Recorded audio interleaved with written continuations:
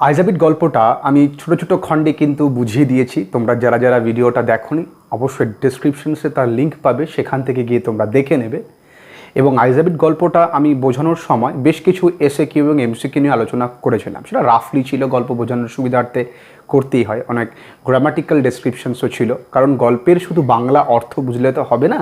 কারণ গল্প বাংলা অর্থ বোঝার সঙ্গে সঙ্গে গল্পটাকে এমনভাবে পড়তে হবে যেন গল্পটা আমার একেবারে মনের ভিতরে ঢুকে যায়। সেইটাই আমি ট্রাই করেছিলাম ওই 5টা ভিডিওতে। তোমরা অনেকেই কিন্তু আমাকে অ্যাপ্রিসিয়েট করেছো বা তোমাদের অনেকের ভালো লেগেছে, তোমাদের অনেকের কমেন্টস দেখে সেটা বুঝতে পারলাম। তো আজকের এই আইজাবিটের আমি এসএকিউ বেশ কিছু নোটস তোমাদের জন্য দেব, মানে এসএকিউ কোশ্চেন্স তোমাদের জন্য দেব। তো এসএকিউ কোশ্চেন শুরু করার আগে তোমাদেরকে একটুখানি বলে রাখি, তোমরা কারণ তোমাদের তো ক্লাস 12 শুরু হচ্ছে, এখনও তোমরা সেইভাবে প্রস্তুতি নিয়ে পারোনি, কিন্তু যখন প্রস্তুতি নেব একটু ভালো করেই নেব এবং সত্যিটা জানলেও কিন্তু তোমাদের পক্ষে সুবিধাই হবে। কারণ সত্যিটা এই কথাটাই যে এসএকিউর কিন্তু কোনো কমন হয় না। আর তোমরা কমনের জন্য কিন্তু অযথা দৌড়াদৌড়ি করো না, কারণ একেবারে সহজ কিছু জিনিস তোমরা অবলম্বন করলে তাহলে বেঁকিয়ে কোনো কিছু ধরার প্রয়োজন হবে না। আমি কিন্তু ভিডিওতে বলতে পারতাম এই কটা প্রশ্ন পড়লেই তুমি কমন পাবে, কারণ আমার তোমাদের বিশ্বাসযোগ্যতা সততার দিক থেকেই লাভ করা যায়। তোমাদেরকে বা মানে এমন কিছু জিনিস বলবো না যেটা তোমরা পরবর্তীকালে গিয়ে ফিল করবে তাই তো এভাবে তো সত্যি সত্যি কমন পায় না, এবং তোমাদের কমনের প্রতি বিশ্বাসটা উঠে যাবে। কিন্তু তোমরা যে কাজটা করবে অত্যন্ত সহজ জিনিস, সেটা হচ্ছে এসএকিউ কিন্তু তোমাকে একাই লেখা শিখতে হবে। আমি বারবার করে বলেছি, আগেও বলেছি, এখনও বলছি।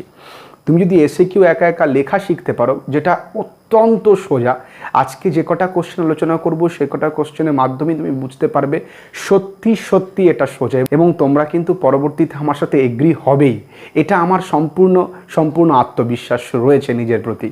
এবং তুমি যদি একবার এসএকিউ একা লেখা শিখে যাও, তুমি কিন্তু উচ্চ মাধ্যমিক ইংরেজিতে প্রচুর নাম্বার পাবে।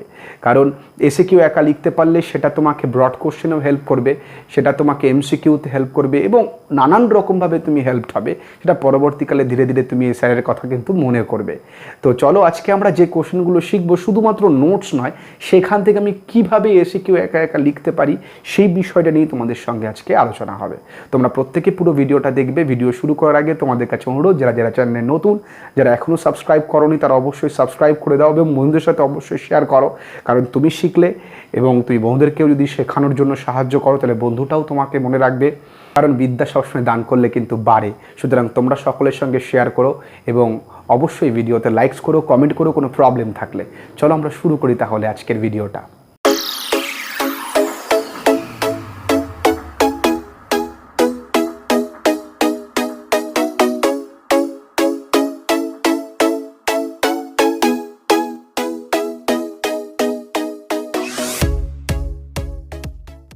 আমরা আজকে যে তোমাদের জন্য এসএকিউ সেটস এনেছি, এখানে তোমরা নিয়ার অ্যাবাউট একদম 40টা প্রশ্ন তোমরা পাবে। এই 40টা প্রশ্ন থেকে আমরা কিন্তু পুরো গল্পটাও বুঝে নিতে পারি, গল্পের এমসিকিউ বুঝে নিতে পারি, এবং এই 40টা প্রশ্ন কিভাবে লিখছি, প্রশ্ন দেখে দেখেই উত্তর আমরা কিভাবে লিখছি সেটাও কিন্তু আমরা বুঝতে পারবো। কারণ আমাদের মূল উদ্দেশ্য শুধুমাত্র মুখস্থ করা না, মুখস্থ করার পাশাপাশি একটু একটু একা লেখাটাও শেখা, এবং একা লেখা কিন্তু খুবই সোজা। তো আমরা প্রথম প্রশ্নটা দেখব। প্রথম প্রশ্নে আছে, where from did the girl get in the train? তার মানে কোথা থেকে মেয়েটি ট্রেনে উঠেছিল। তো আগে প্রশ্নের অর্থ বুঝতে হবে, যারা বুঝতে পারছো না তারা লিখে নাও। তাহলে প্রথম প্রশ্নের উত্তরে সাবজেক্টটাকে দেখো, দ্য গার্ল আমরা লিখলাম। মূল ভার্বটা কি? গেট ইন, ওঠা। তো গেট ইনটা গট ইন হয়ে গেল। কেন হয়ে গেল? কারণ এই প্রশ্নের মধ্যে ডিড আছে, তাই উঠেছিল, গট ইন। তাহলে the girl got in the train. এবার ফ্রম রোহানা, জাস্ট এই একটা শব্দ কিন্তু তোমরা লিখলে, আর বাদ বাকিটুকু লেখার প্রয়োজন হলো না। জাস্ট বুঝতে পারলে তোমরা পুরোটুকু একা লিখবে। লক্ষ্য করলেই সবটা পারবে। এরপরে দেখো, who came to see the girl off at the station? কে এসেছিল মেয়েটিকে স্টেশনে ছাড়তে? তাহলে এখানে শুধুমাত্র হুয়ের জায়গায় উত্তর লিখবো, দ্য কাপল। ওই কাপলটাকে তাদের পরিচয় দিয়েছে, probably the girls parents came to see the girl off at the station. এই এতটুকু অংশ আমরা লিখলাম, যেটা আমরা যদি টেক্সটে একটু ভালো করে পড়ি তাহলে আমাদের কাছে একেবারে ইজি হয়ে যাবে। এরপরের প্রশ্ন আসি, till which station the narrator was alone in his compartment. Narrator কোন স্টেশন পর্যন্ত একাকী ছিলেন? তাহলে সাবজেক্টটা একই রকমভাবেই the narrator was, be verb আছে ওয়াজ, অ্যালোন ইন হিজ কম্পার্টমেন্ট। এতটুকু অংশ আমরা দেখো, এতটুকু অংশ পুরোটুকু তুলে দিয়েছে। তারপরে লিখলাম টিল, এবার হুইচের জায়গায় লিখলাম রোহানা, স্টেশনের জায়গায় স্টেশন। একটু লক্ষ্য করো, তোমাদের কাছে আমার সত্যি সত্যি করজোরে নিবেদন বা অনুরোধ, তোমরা একটুখানি মনোযোগ দিয়ে শোনো, আর 10টা ভিডিও থেকে একটু হলেও আলাদা লাগবে তোমাদের কাছে। What were they anxious about, তারা কী নিয়ে উদ্বিগ্ন ছিল? দেখো এখানে সাবজেক্টটা দে, তাহলে দে, বি ভার্ব আছে ওয়্যার, অ্যাংশিয়াস অ্যাবাউট, শুধু এই উত্তরটুকু আমরা মুখস্থ করব, about the comfort and safety of the girl. তারা কী নিয়ে উদ্বিগ্ন ছিল? পেয়ে গেলাম। এরপরের প্রশ্ন, হোয়াট ওয়্যার দ্য ইনস্ট্রাকশনস। কিছু কিছু প্রশ্ন তোমাকে মুখস্থ তো করতেই হবে। What were the instructions? The instructions were, এইটুকুনি সাজিয়ে লিখলে। এইবারে এতটুকু অংশ পুরোটাই আমরা বইয়ের লাইন তুলে দিয়েছি, এটা পড়তে পড়তে আমাদের মুখস্থ হয়ে গেছে, অনেকের তো একেবারে ঠোঁটের আগায় ওগুলো। as to where to keep her things, when not to lean out of the windows, and how to avoid speaking to stranger। এগুলো একেবারে অনেকের ঠোঁটের আগায় রয়েছে, সুতরাং এগুলো মনে করা খুব একটা কঠিন কিছু কিন্তু নয়, বুঝতে পেরেছ? একদম সোজা দেখে নাও তোমরা। The instructions were as to where to keep her things, when not to lean out of the windows, and how to avoid speaking to strangers। এরপরের প্রশ্ন, where did the narrator like about the girl। আমাদের যে বক্তা সে মেয়েটির কী বিষয় পছন্দ করেছিলেন? তাহলে একই রকমভাবে দ্য ন্যারেটর, লাইকড হলো ডিড আছে, তাই ডিড থাকলেই পাস্ট ফর্ম হবে, তার মানে প্রথমে সাবজেক্ট লিখতে হয়, তারপরে ভার্ব লিখতে হয়। কোনো সেন্টেন্সে বি ভার্ব থাকে। বি ভার্ব কি? অ্যাম, ইজ, আর, ওয়াজ, ওয়্যার, এগুলোকে বি ভার্ব বলে। কোনো সেন্টেন্সে বি ভার্ব থাকলে সেই বি ভার্বটা আগে লিখতে হয়। কোনো সেন্টেন্সে বি ভার্ব থাকে না, সেখানে প্রিন্সিপাল ভার্বই বসে। প্রিন্সিপাল ভার্বটা কি? এখানে যেমন লাইকটা প্রিন্সিপাল ভার্ব, সেটাই ডিড আছে বলে লাইকড হয়ে গেল। সেই কারণেই কথাগুলি মন দিয়ে শোনো, তোমরা বুঝতে পারবে, তোমাদের বুঝতে কোথাও কোনো অসুবিধা কিন্তু হবে না। এবার কি বলেছে? The narrator like the sound of the girl's voice and the sound of her sleepers. এতটুকু আমরা মুখস্থ করব বা এতটুকু আমরা জানবো, ঠিক আছে? এরপরের প্রশ্ন, what were the eyes of the narrator sensitive to. What were the eyes of the narrator sensitive to. তাহলে একই রকমভাবে মানে কোন বিষয়ের প্রতি লেখকের বা বক্তার চোখ দুটো উদ্দীপিত? The eyes of the narrator were sensitive only to, এতটুকু অংশ মুখস্থ করছি, লাইট অ্যান্ড ডার্কনেস। খুবই সোজা, বুদ্ধি দিয়ে পড়াশুনো করলে একদম সোজা। এর পরের প্রশ্ন দেখে নাও, হোয়াই ওয়াজ দ্য গার্ল স্টার্টল মানে কেঁপে ওঠা, চমকে ওঠা। কেন মেয়েটা চমকে উঠেছিল? দ্য গার্ল ওয়াজ স্টার্টলড, এখানে জাস্ট লিখলাম ডিউ টু মানে জন্য, due to the sudden question of the narrator who must have been sitting in a dark corner.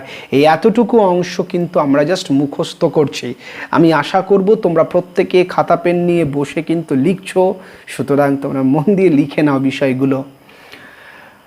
এরপরের প্রশ্ন, how did the narrator know the girl or sleepers. কীভাবে আমাদের বক্তা জানতে পেরেছিলেন যে মেয়েটি হাওয়ায় চটি পড়েছে?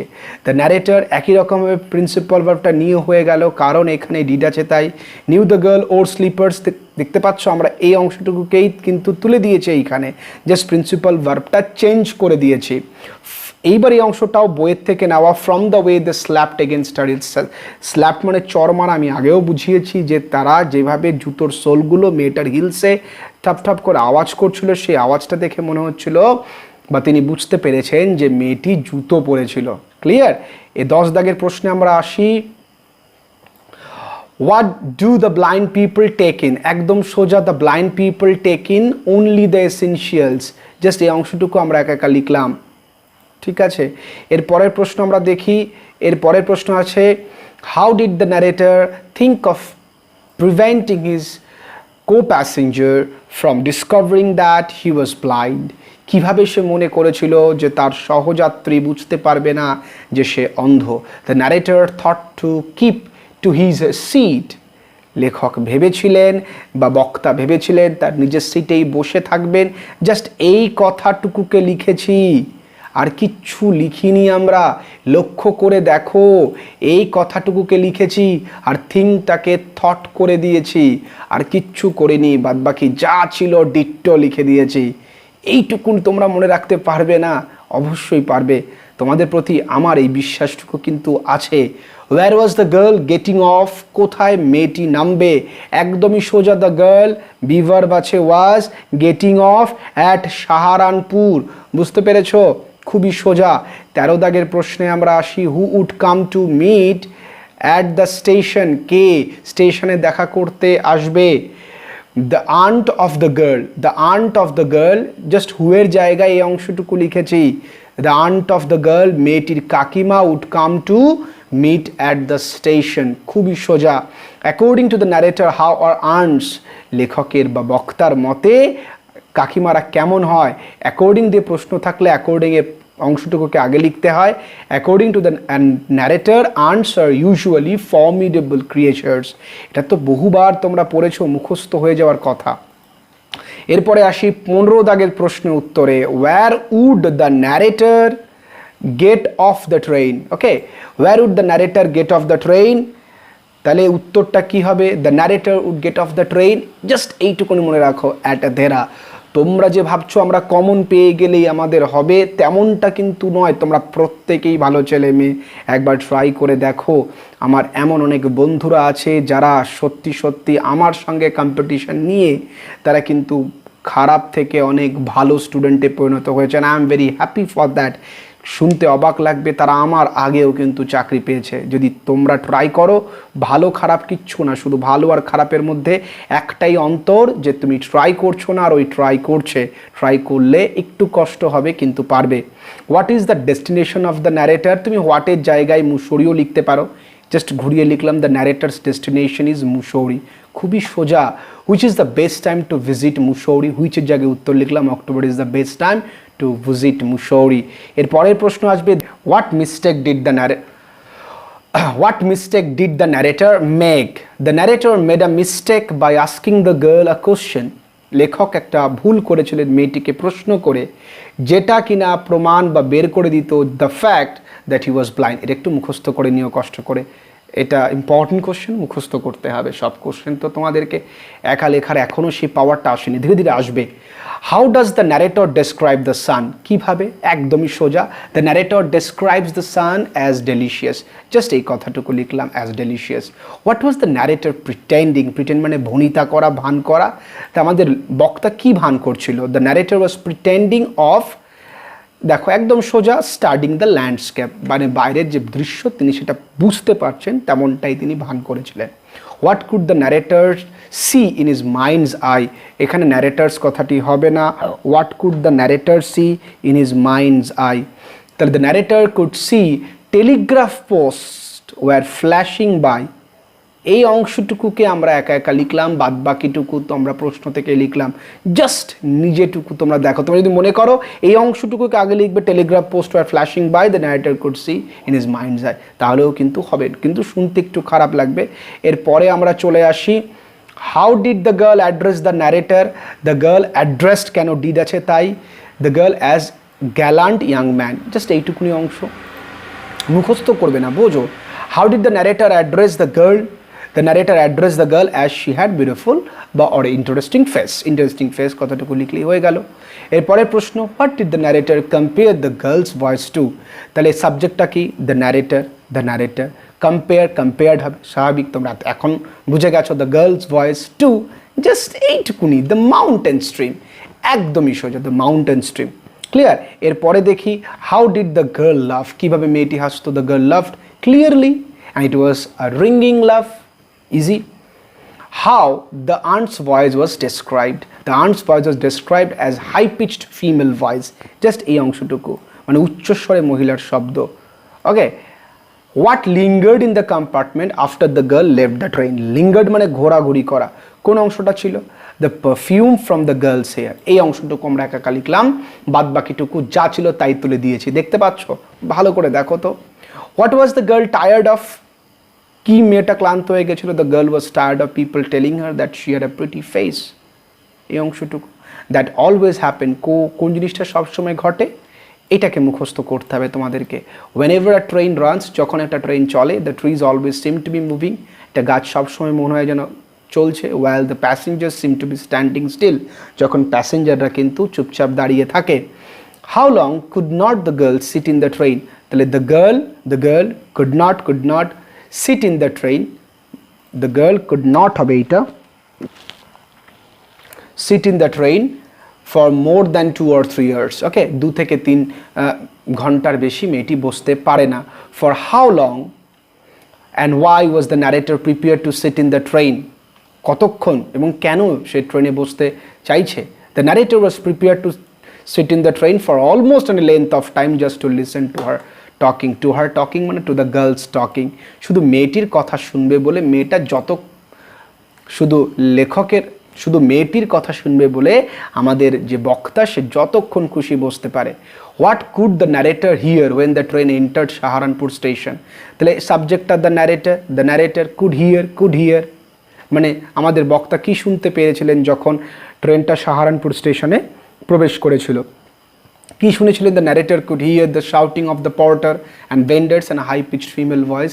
এইটুকুনি অংশ আমরা একা লিখলাম, বাদ বাকিটুকু আমার প্রশ্ন থেকেই তুলে দিলাম। এবার আসো, হোয়াট অ্যাকর্ডিং টু দ্য ন্যারেটরটা লেখা হয়নি, to the narrator, what according to the narrator could be a fascinating game. Fascinating game কোনটা? তাহলে অ্যাকর্ডিং টু দ্য ন্যারেটর আগে লিখতে হয়। Gazing what went outside the train, এই অংশটুকু তুমি একা লিখবে যে ট্রেনের বাইরে কি হচ্ছে সেটাকে গেস করাই তার fascinating game. Who broke the narrator's reverie, দিবাস্বপ্ন কে ভেঙেছে? দ্য নিউ মেল প্যাসেঞ্জারটা আসলে কে? Who got into the train after the girl, এই অংশটুকু লিখতে হবে। ঠিক। What did the narrator want to touch, মানে আমাদের বক্তা কি স্পর্শ করতে চেয়েছিলেন? The narrator wanted to touch the girl's hair, এই অংশটুকুকে লিখলাম। খুবই সোজা, আমরা যে 20-25টা বুঝতে পারলেই হয়ে যায়। এই জাস্ট এগুলো লিখে নাও। What did the thought of laughter make the blind narrator, মানে হাসির কথা মনে করলে আমাদের যে অন্ধ বক্তা আছে তাকে কি পরিণত করে? তাহলে দ্য থট অফ লাফটার, মেকটা চেঞ্জ হবে made, the blind narrator troubled and lonely, অংশটুকুকে লিখলাম একদম সোজা। What did the narrator's co passenger say about the girl's eye, ওই মেয়েটার চোখ সম্পর্কে আমাদের বক্তার যে সহযাত্রী ছিল তিনি কি বলেছিলেন? The narrator's new co passenger said about the girl's eyes, the narrator new co passenger, সেটা চেঞ্জ হয়ে সেইড হলো, বাদ বাকি সব জাস্ট এই অংশটুকুকে চেঞ্জ করবে। কি?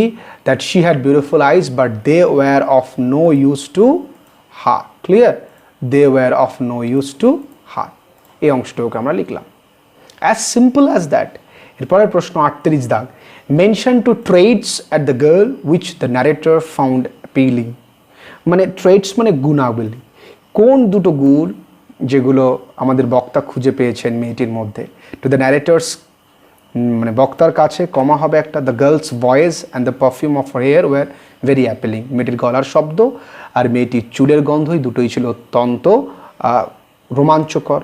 অ্যাপিলিং মানে ওর মধ্যে কিছু আকর্ষণীয় ছিল। 39 দাগ প্রশ্নে দেখো, why were the eyes of the girl of no use, কেন? তাহলে the eyes of the girl of no use, the eyes of the girl were of no use to her, কেন? As she was completely blind, কারণ সে সম্পূর্ণ অন্ধ ছিল, এই অংশটুকু লিখলাম। What according to the narrator few girls can resist, তাহলে few girls can resist flattery, এই according to the narrator few girls can racist, just এই কথাটুকু লিখলাম ফ্ল্যাটারি, একদম সোজা। এই ছিল 40টা প্রশ্ন। আমি কোশ্চেনের থাম্বনেলে দিয়েছি 52+ কোশ্চেন। কীভাবে? কারণ আমি যখন গল্প পড়েছিলাম সেখানে অলরেডি 20টার উপরে প্রশ্ন আছে। তোমরা আগের ভিডিওটা দেখে নাও, যে ভিডিওগুলো গল্পগুলো বলা রয়েছে যে ভিডিওতে, সে ভিডিও দেখে নাও, দেখবে সেখানে 12+-এর উপরে কোশ্চেন আছে। সুতরাং 52 কেন, 55 বললেও কিন্তু ভুল নেই। তোমরা দেখতেই পাচ্ছ এখানে এই ছিল আমাদের 40টা প্রশ্ন। এখান থেকে আমরা প্রথমগুলো আস্তে আস্তে পড়ে আমরা বুঝলাম যে কীভাবে একা একা লেখা যায়, তারপরে এগুলো আমরা উত্তর বুঝে নিলাম। আমি আশা করব তোমরা সবাই লিখে নিয়েছো। কোনো সমস্যা থাকলে, কোনো কমপ্লেইন থাকলে, খারাপ লাগলে, ভালো লাগলে সব কিছুই তোমরা নিচে কিন্তু কমেন্ট করে জানাবে। সবাই ভালো থেকো। যত কিছু টুকরো ধুলো ফেলে আসে রাস্তাগুলো, পায়ে পায়ে বয়ে শুরো সব কোলাহল।